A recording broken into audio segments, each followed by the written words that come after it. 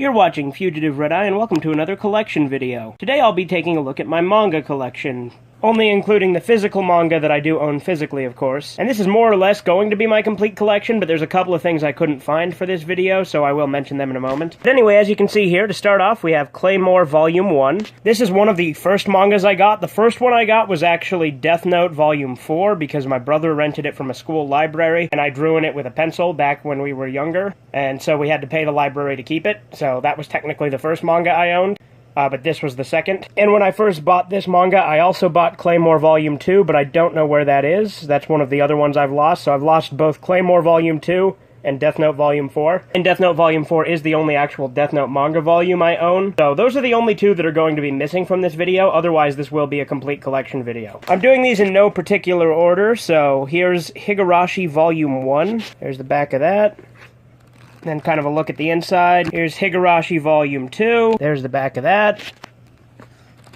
And again, kind of a look at the inside. Higurashi Volume 5. Now, the reason I have Volume 5 and not 4 or 3 is because I bought these in a bundle that came with 1, 2, and 5. As you can see, the backs of the Higurashis all pretty much look alike.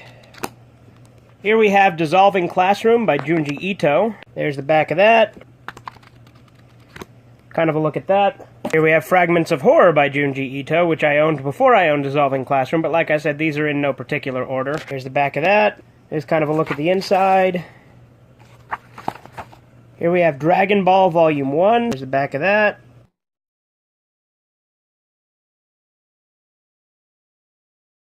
There's kind of a look at the inside. Dragon Ball Volume 2. There's the back of that. And again, kind of a look inside. Here we have Dragon Ball AF Volume 1, the Young Gigi version. This is a fan series of Dragon Ball that takes place after GT. As you can see, the artwork's actually not too bad. It looks pretty much like Toriyama's style. Here we have Shin Devilman Volume 1. This is the Veritalk Comics version, which just calls it Devilman because it was actually the first Devilman manga released in the US. There's the back of that. There's kind of a look inside.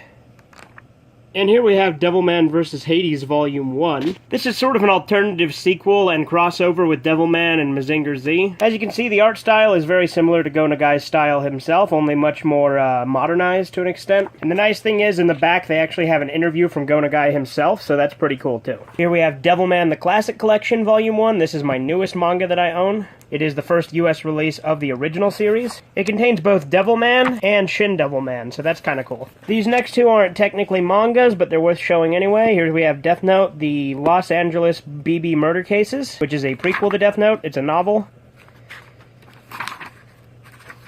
And here we have Death Note, L Change the World, the novel version. I actually like this way better than the movie version of this, and the movie actually came before the novel. There are a few illustrations in it as well.